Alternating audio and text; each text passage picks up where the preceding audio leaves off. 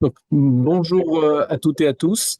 Donc, merci d'être venus nombreux à notre Café des Sciences de ce mois de février.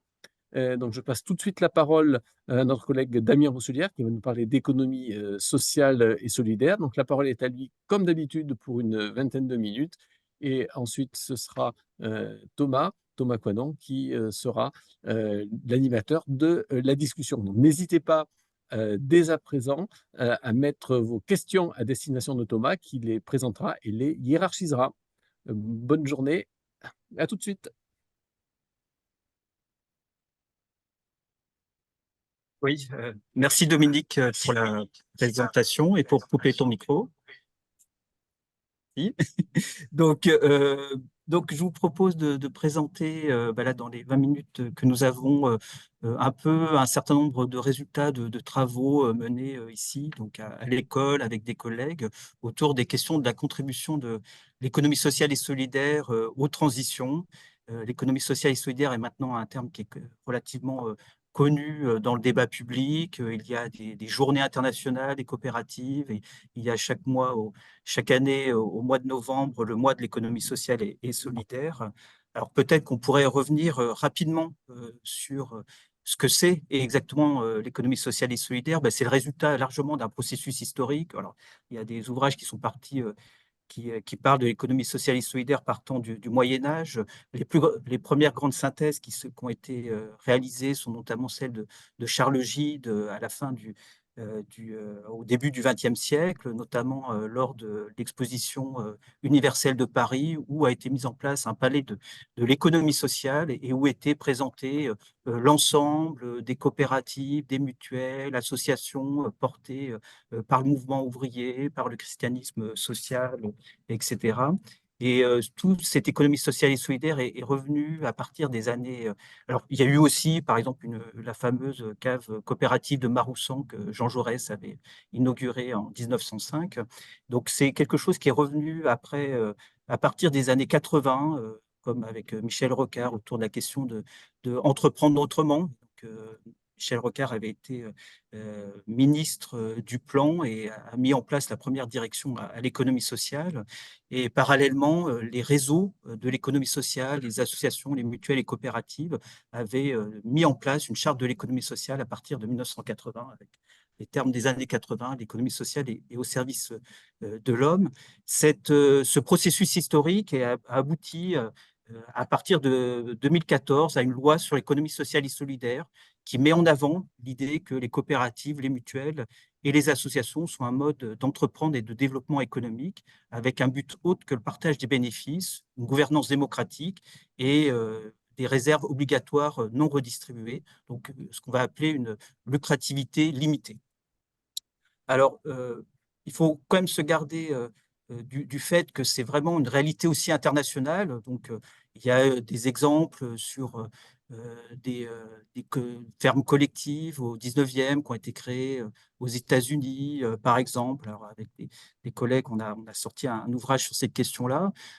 Quand j'avais été en postdoc, donc il y a maintenant quelques années, à Montréal, on avait fait un, une mesure du poids de l'économie sociale et solidaire sur Montréal, et ça représente 2 milliards de dollars, 1,5 milliard d'euros, avec par exemple des expériences aussi diverses que celle qui est marquée, enfin celle qu'on voit ici, qui est le, le, le cinéma d'art et d'essai de Montréal, le cinéma Beaubien, qui est une coopérative.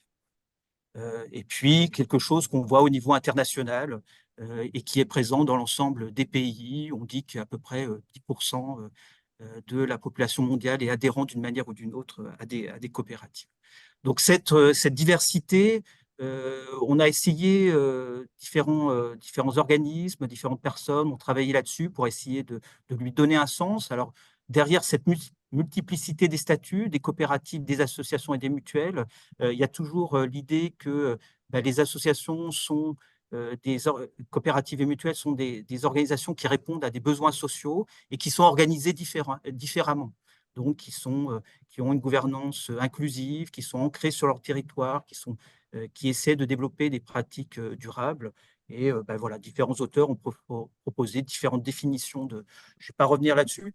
L'idée, c'est un peu comme la blague des économistes, qui est de dire c'est très difficile de définir un éléphant, mais quand on est devant, on arrive très bien à comprendre ce que c'est. C'est un peu pareil avec l'économie sociale. Donc, il y a un peu un cœur de ce que c'est l'économie sociale, et puis il y a toute une diversité autour. Alors, la présentation, je voulais faire le lien avec la question des transitions. Alors, on pourrait y réfléchir, tout ce qui est culture populaire s'est intéressé à ça.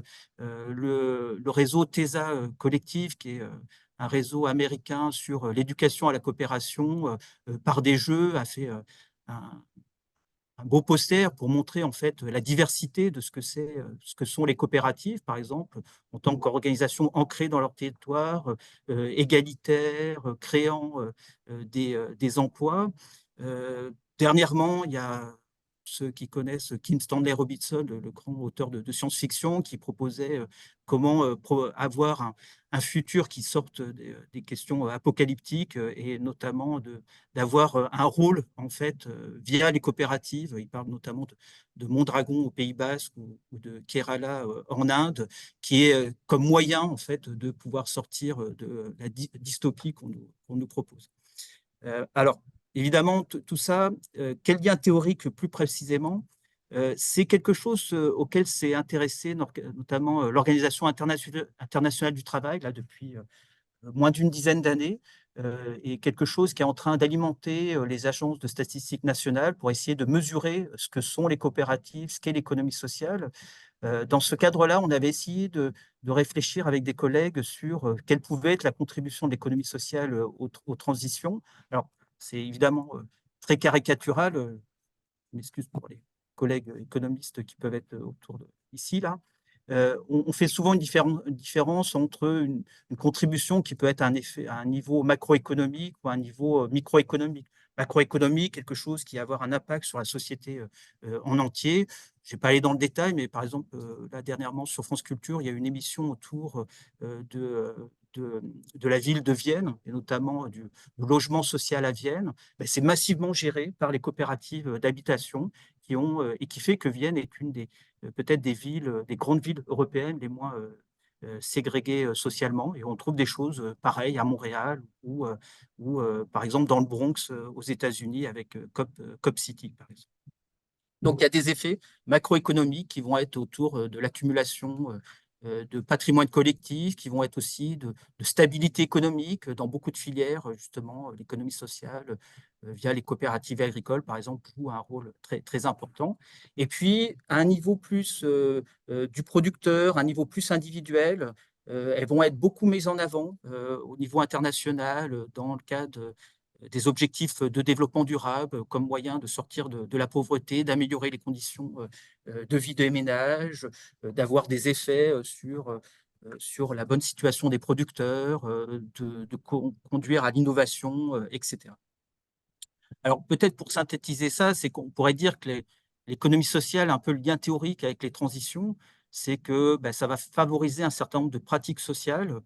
Ça va limiter aussi, ce sont des organisations qui développent des objets économiques et qui vont être limitées à un objectif social. C'est aussi des organisations, à la différence d'entreprises classiques, qui sont aussi des groupements de personnes. Donc, il y a des délibérations qui sont faites.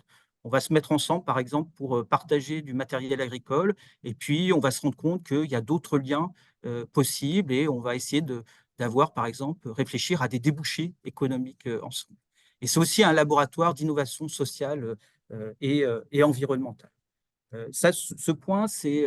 Alors, je vais peut-être passer très rapidement parce que c'est un travail qu'on est en train de mener via une enquête de la Commission européenne où on montre, par exemple, que sur une grande enquête sur 16 000 PME, dont 10% relèvent de l'économie sociale et solidaire, dans les secteurs où il y a de l'économie sociale et solidaire, c'est des secteurs plus innovants. Alors, on pourrait dire, c'est un peu pour d'autres raisons, mais c'est vraiment on a testé ça, c'est vraiment la présence de l'économie sociale fait que toutes les organisations dans un secteur ont une probabilité à devenir plus innovantes, à la fois en réaction et je vous le montrerai un petit peu après pour d'autres mécanismes. Donc ça, c'est une des raisons qui va conduire à ce lien avec la transition. Alors évidemment, ce qui est peut-être une présentation au sens social, il faut toujours réfléchir au lien en termes plutôt de régularité. Évidemment, ces effets généraux, c'est compatible avec tous les contre-exemples locaux qu'on peut avoir en tête de social washing, greenwashing. Alors, dans les années 2010, il y avait le scandale de la viande de cheval qui avait été au sein d'une coopérative assez complexe au niveau de la gouvernance. Et puis, pour ceux qui aiment aussi les séries américaines, dans les années 2000, il y avait eu un bel exemple d'une série autour de la création d'une coopérative de revendeurs de drogue qui est une histoire vraie dont David Simon a parlé dans Baltimore. Évidemment, donc, il faut bien réfléchir à ce lien avec les transitions en termes de régularité, de probabilité, de propension à. Et donc, il faut essayer de prendre un peu au sérieux toute cette hétérogénéité. L'économie sociale, elle est très diverse. Et il faut essayer de voir à chaque fois qu'est-ce qui fait qu'une organisation va être un levier vers la transition. Alors, c'est un petit peu pour ça que je voulais faire 2 points à chaque fois sur les différents types de transitions. Euh, Peut-être si on s'intéresse aux questions économiques, alors c'est 2 travaux qu'on a menés avec des collègues, un sur les coopératives de matériel agricole, sur les coopératives de matériel agricole. Voilà, ça va. Il y a un petit problème.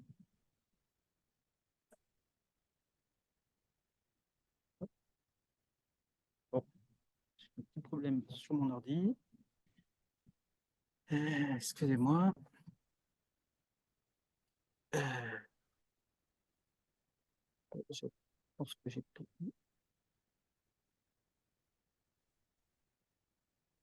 J'ai dû télécharger une photo qui était trop lourde, c'est de ma faute.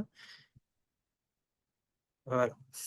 Donc, sur les coopératives de matériel agricole, on a montré avec Madec Le Garni, qui était un doctorant, que justement, essayer de comprendre en fait quels étaient les effets que pouvaient avoir les coopératives de matériel agricole au niveau des producteurs, et puis qu'est-ce qui expliquait qu'elles se mettaient en place.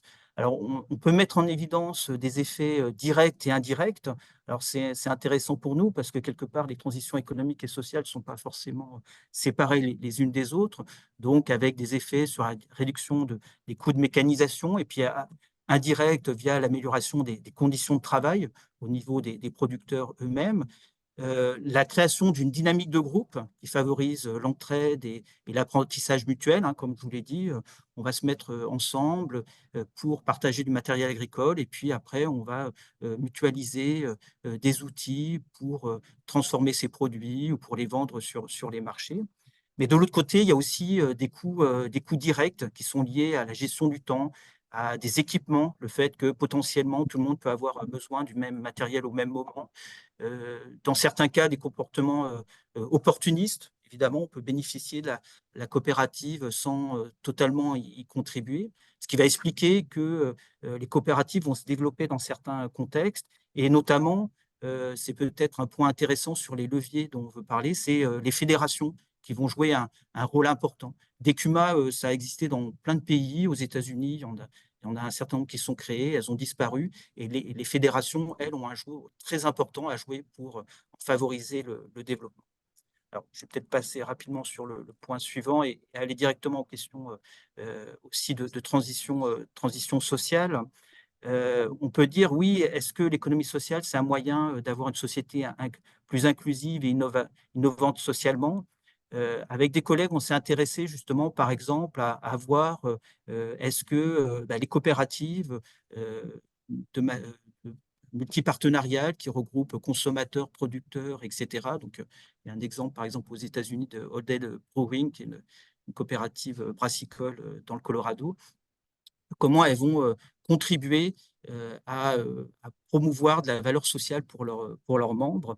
Alors ça, on peut essayer de le mesurer de différentes manières. La force des coopératives, justement, et de l'économie sociale en général, c'est d'être au service de ces différentes parties prenantes, pas seulement de ses actionnaires, mais aussi des travailleurs, de la communauté locale, de la société, des consommateurs.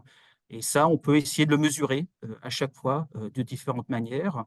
Et ce qu'on peut voir, c'est qu'en effet, les conditions favorables à, à une transition vers une société plus inclusive via l'économie sociale, mais c'est lié aussi à la dimension multipartenariale et la gouvernance inclusive de ces organisations. Voilà.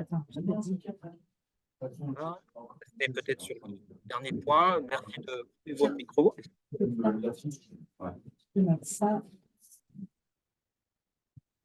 Voilà. Et le dernier point, donc passer sur la question de la transition environnementale. Il y a un très beau travail qui a été fait par l'OCDE, justement, pour voir quelles étaient les contributions que peut avoir l'économie sociale et l'économie circulaire.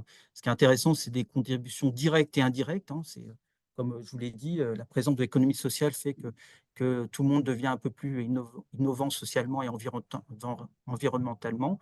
Voilà, juste pour dire des exemples. Par exemple, les pays dans lesquels les énergies renouvelables, et notamment les éoliennes, qui posent beaucoup de problèmes d'acceptabilité sociale dans certains endroits, sont très développés, notamment via les coopératives, parce que, évidemment, quand la population est impliquée dans le développement des éoliennes via une coopérative et participe à sa gouvernance et comprend les retombées que cela peut avoir sur le territoire, la question de l'acceptabilité se pose dans des conditions un peu différentes.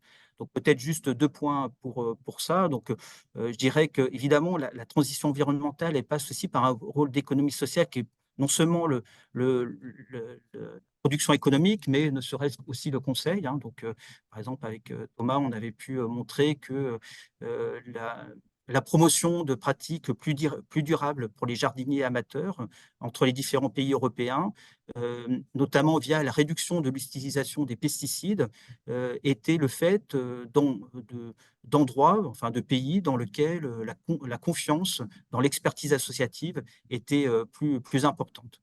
Donc ce rôle, et ça on l'a dans d'autres travaux, on l'a montré pour d'autres types d'activités. Donc la confiance des citoyens dans l'action des associations de défense de l'environnement et dans cette activité d'éducation et de sensibilisation est aussi une des formes de la transition. Et peut-être le dernier point, c'est aussi un travail qu'on mène actuellement. Alors, je voulais en parler parce que c'est financé dans le cadre de Ecofito avec la Fédération des CUMA. Et donc, on s'est intéressé à essayer d'identifier le rôle que pouvaient avoir de manière générale les CUMA dans la réduction de l'utilisation des produits phyto. Donc, c'est un effet qui est l'ordre de 10 à 15%. Alors, évidemment, il faudra rentrer dans le détail de la dangerosité des produits, etc. Ce qui est intéressant, c'est que cet effet, il est aussi hétérogène, parce que les CUMA, même s'il est positif partout, il est hétérogène parce qu'elles vont avoir une application différente dans le développement d'investissements environnementaux. Alors, c'est ce qui a été montré dans une thèse ici. C'est évidemment plus il y a une confiance importante dans la CUMA, plus il y a une probabilité qu'elle va s'investir dans du matériel à dimension environnementale, comme une bineuse mécanique qui permet d'éviter les herbicides. Et donc ça, c'est une des confiances, des raisons éventuelles de la transition, la confiance qui peut être créée dans un collectif comme une coopérative ou une association.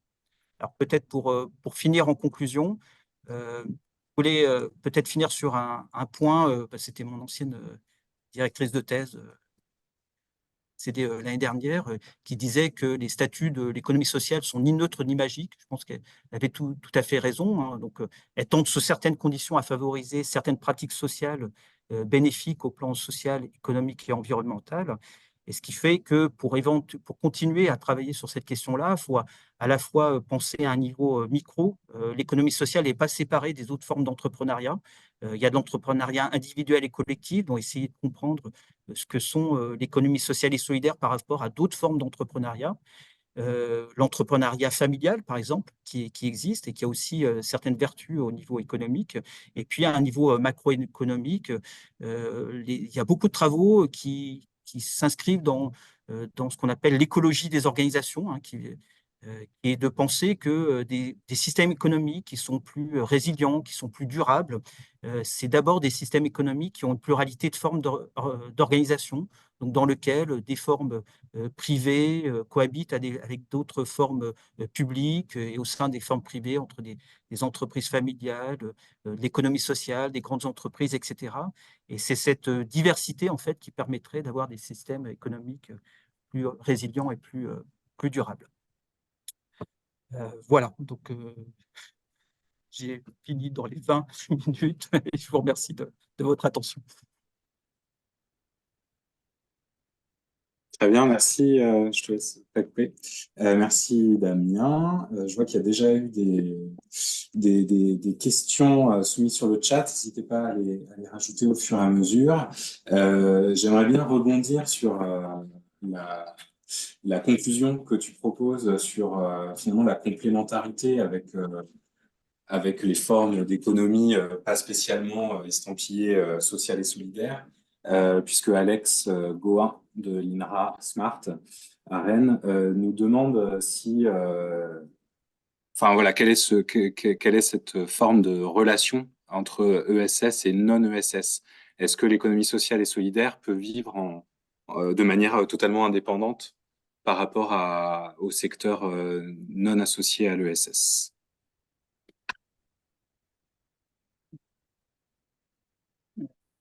Oui, merci Thomas, merci Alex pour ces questions. Oui, c'est une très bonne question. La relation, euh, elle est à la fois de complémentarité et je dirais, de concurrence, hein.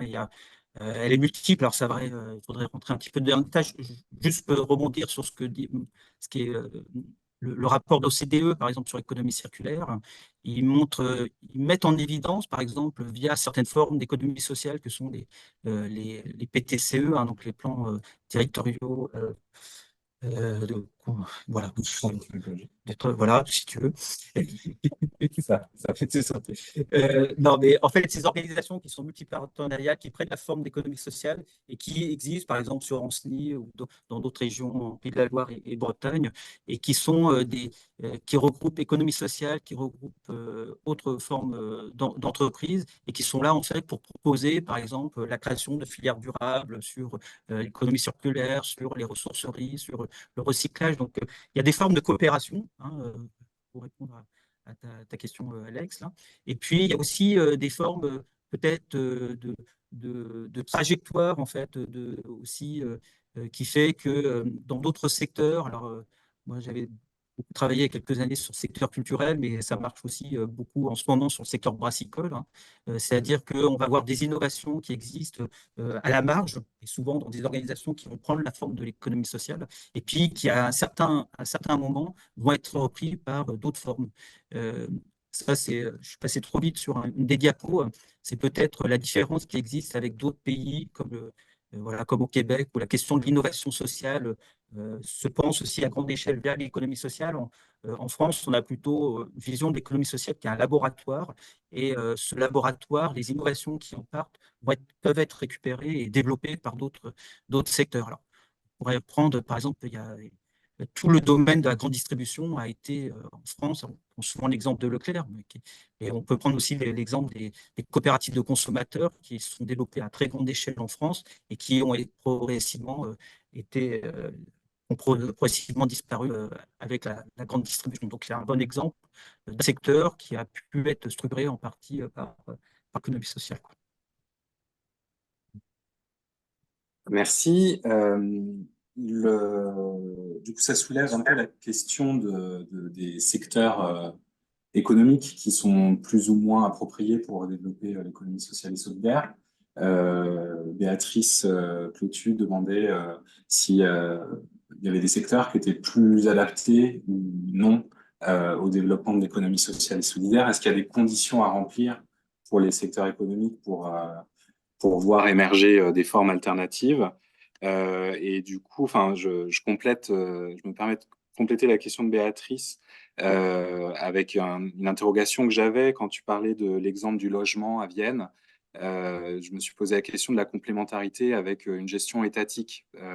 Qu'est-ce qui justifierait que, par exemple, dans ce secteur-là, on est plutôt, enfin, quels sont les avantages et limites peut-être d'avoir plutôt de l'économie sociale et solidaire ou plutôt une gestion plus commune. Et je rajoute là-dedans l'interrogation de Cathy sur la, la, la place des entreprises à mission. Voilà. Est-ce que tout ça dépend finalement du secteur étudié ou à toi? Bon, ben, merci. Peut-être alors, bon, je vais en faire dans l'ordre sur la question de Béatrice, sur il y a eu beaucoup de travaux qui sont développés dès les années 80, Claude Vélé qui s'est intéressé à ces questions-là, qui disait très clairement que justement l'économie sociale ne peut pas tellement se développer dans tous les secteurs. Pour une bonne raison, c'est que c'est une organisation qui est intensive en travail par rapport à intensif en capital. Le problème des financements de l'économie sociale est plus difficile, forcément, parce que vous ne pouvez pas être coté en bourse. Alors, il y a plein de subtilités qui peuvent exister, mais vous ne pouvez pas ouvrir votre capital comme cela à des actionnaires extérieurs. Et donc, comme mode de financement, c'est l'autofinancement, l'endettement, essentiellement. Donc, forcément, pour des secteurs qui sont intensifs en capital, c'est beaucoup plus difficile. Un très bon exemple et un très dommage. Il y a eu un projet là, via RIPOP qui était de remettre des lignes de train régionaux. Ben, voilà, le train, il faut investir à grande échelle et justement, ça n'a pas marché en fait. Donc, plus un secteur est intensif en capital, plus c'est difficile, toujours possible, plus c'est difficile qu'il y ait de l'économie sociale. Et c'est toujours plus sur des secteurs. Alors, c'est aussi une économie de service, forcément. C'est aussi là où elle est forte. C'est à la fois là où il y a du relationnel et là où il y a besoin là où c'est plus intensif en travail, quelque part. Donc, on pourrait, voilà, pour faire très, très rapidement, hein, ce qui explique que c'est Georges Fauquet qui disait que justement, elle est un peu debout, hein, quelque part, au niveau de la production, et puis au niveau de la consommation, hein, je dirais, au niveau des organisations, on va dire, de producteurs, et puis au niveau des coopératives de consommation, quelque part. Caricature. Pour rebondir sur la deuxième question, là, Thomas, là, alors, pour reprendre Vienne, c'est un bon exemple parce que justement, il y a des formes mixtes qui existent. Hein, et puis ça fait le lien avec ce que dit la question d'Alex tout à l'heure. Il y a aussi des relations mixtes entre l'économie sociale et le secteur public. Hein. L'économie sociale, elle peut être financée par le secteur public, elle est financée de d'autres manières. Par exemple, sur Montréal, on a montré que c'était la moitié qui venait des financements qui étaient publics, la moitié qui étaient des financements privés. À Vienne, une partie des coopératives d'habitation ont une mission de service public qui est justement de permettre le logement pour un certain nombre de personnes sous certaines conditions. Et donc, pareil sur Montréal, elles vont jouer ce rôle-là en délégation de services publics, comme l'hôpital, enfin, les cliniques mutualistes participent au service public de santé en France. Et donc, il y a cette mission-là qui existe. Et puis, pour redire, oui, sur ce que disait Cathy, sur l'entreprise à mission, alors c'est intéressant parce que les premières entreprises à mission en France, comme le Crédit Mutuel, c'est des coopératives. L'entreprise à mission est quelque part, c'est une certification. Donc c'est vrai que si on regarde spécifiquement ce qu'on demande pour l'entreprise à mission, c'est d'avoir une mission qui a des impacts et qui entraîne des contraintes économiques importantes, voilà, qui a des conséquences économiques. Le fait qu'on suit une mission et qui a des conséquences économiques sur le business model de l'organisation, c'est le fait essentiellement de l'économie sociale. Ce qui est intéressant, c'est que l'entreprise à mission, c'est une certification. Donc, ça ne relève pas d'un statut juridique.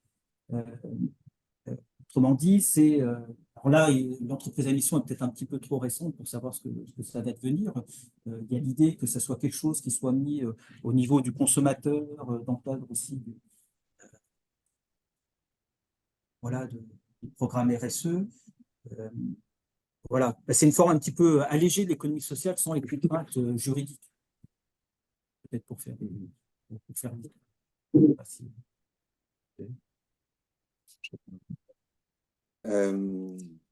Très bien. On peut peut-être aller du côté des limites des modèles coopératifs. Enfin, en tout cas, il y a une question de François Brizou sur les grands groupes coopératifs agricoles. Donc, du coup, que j'interprète un peu comme, comme une limite. Est-ce que, selon toi, ils répondent aux critères de l'économie sociale et solidaire? Et est-ce qu'ils se montrent particulièrement moteurs dans les transitions environnementales? Alors, c'est une bonne question. Hein. Je pense que alors, Moi, je me souviens d'avoir déjeuné une fois avec Hubert Garot, l'ancien président de Terrena, hein, qui est agriculteur et qui voyait vraiment le rôle que pouvaient avoir les grandes coopératives. Alors, c'est souvent je ferai une différence entre des coopératives qui sont sectorielles et des coopératives qui sont territoriales. Parce que forcément, les coopératives territoriales, qui ont plusieurs secteurs d'activité, doivent penser à un niveau de leur territoire, la cohérence entre leurs différentes activités. Et forcément, celles-ci ont des propensions plus fortes à être orientées vers des pratiques plus durables, plus en lien avec leur territoire. Et c'est un peu le sens que notamment donnait Garot au rôle de l'agriculture écologiquement intensive au sein de sa coopérative, et il voyait un rôle important. Je dirais que c'est la question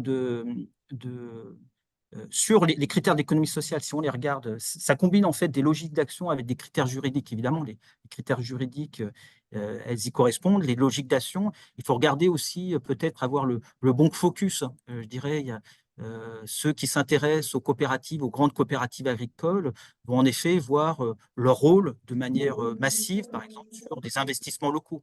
Là, il y a des différences quand même très nettes avec des groupes comme d'autres groupes concurrentiels qui peuvent exister, sans donner de nom.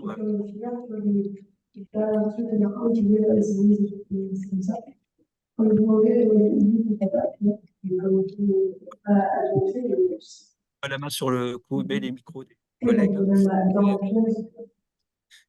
Bravo.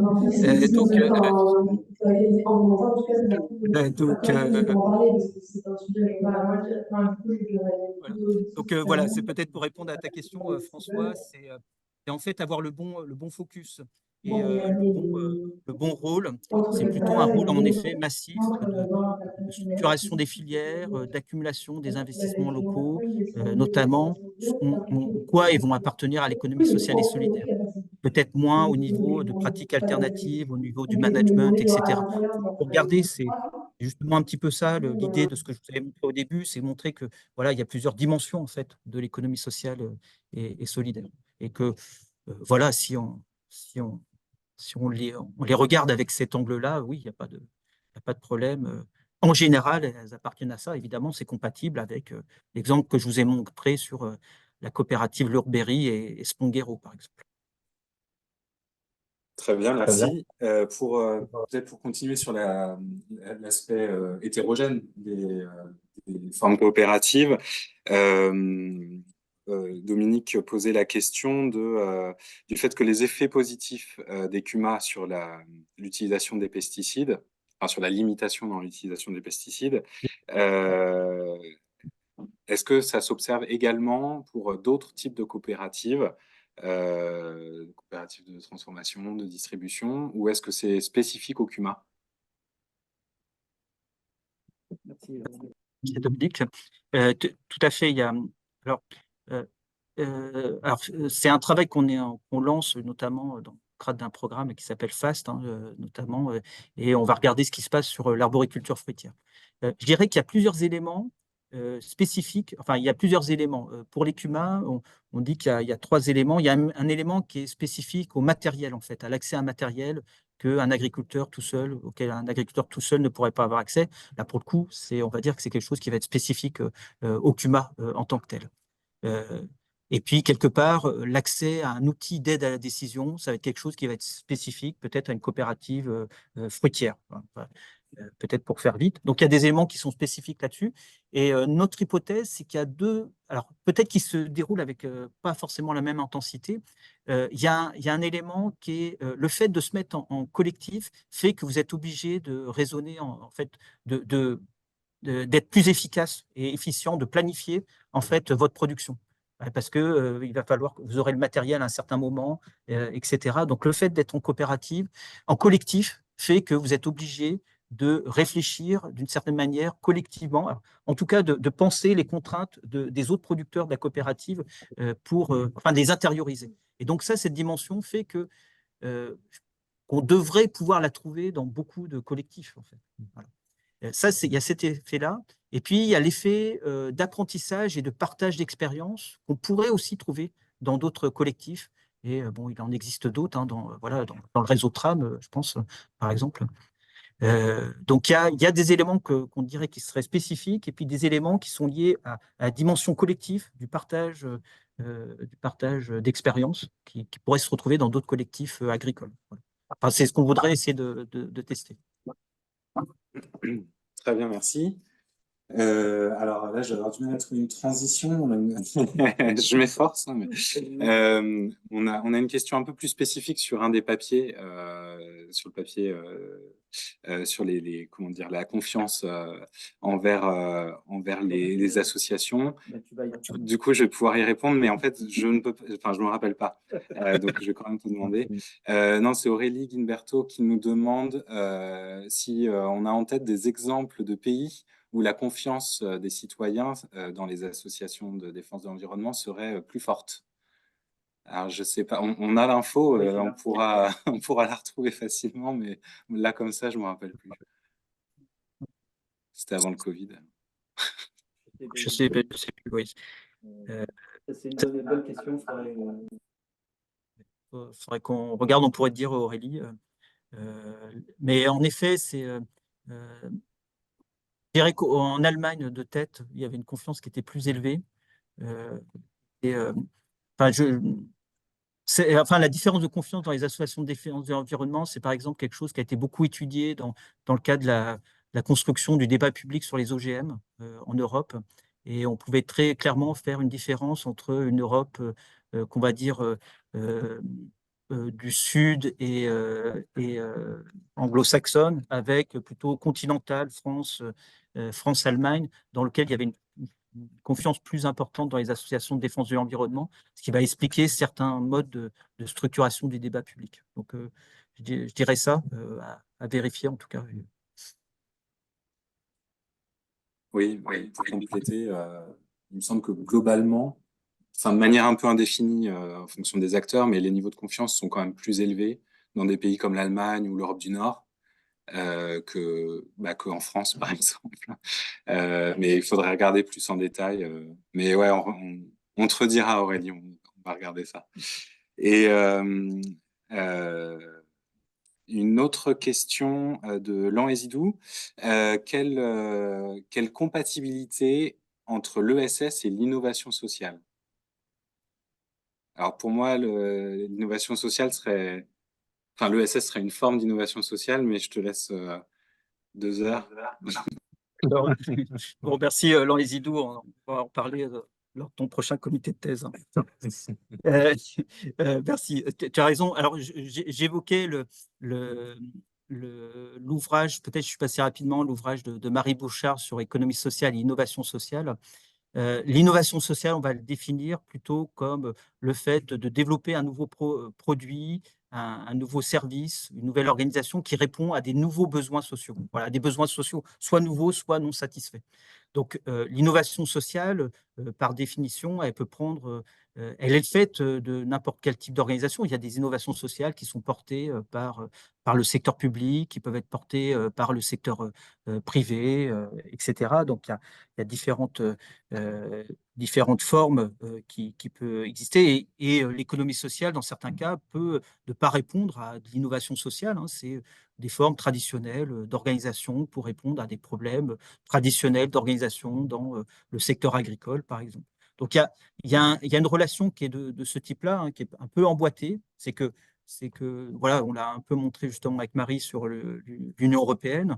L'économie sociale tente à être plus innovante au niveau social, donc à être la première à développer certaines formes d'organisation, à répondre à certains besoins sociaux qui ne sont pas satisfaits par le marché, par exemple. Voilà, dans le domaine culturel, dans le domaine sportif, dans le domaine des loisirs, de l'aide alimentaire. Enfin voilà, il y a tellement de domaines possibles. Mais cette innovation sociale peut être le fait aussi d'autres types d'entreprises qui vont répondre à ces questions-là. Donc, il y a un peu ce type de relation entre innovation sociale et économie sociale. À la fois, ça favorise, mais ce n'est pas le fait que de l'économie sociale, évidemment. Très bien, merci. C'est tout ce qu'on avait comme question dans le chat. Il est 2h05, on a juste... Alors, s'il n'y a pas de questions restantes, merci beaucoup Damien, pour la présentation, très intéressante. Merci pour les questions. Et je te laisse le mot de la fin, Dominique. Oui, merci. Encore un grand merci aux deux collègues de l'UMR Smart, donc Thomas Conan et Damien Rousselière, de nous avoir accompagnés et présenté ces travaux. Nous vous proposons donc de nous retrouver prochainement, comme à chaque fois, les premiers mardis de chaque mois autour des Cafés des Sciences. Le prochain Café des Sciences aura lieu le mardi 5 mars et ce sera Hervé Davodo qui nous parlera de paysage. Voilà, je vous remercie toutes et tous d'avoir été nombreux et nombreuses aujourd'hui à notre Café des Sciences et au 5 mars. Au revoir.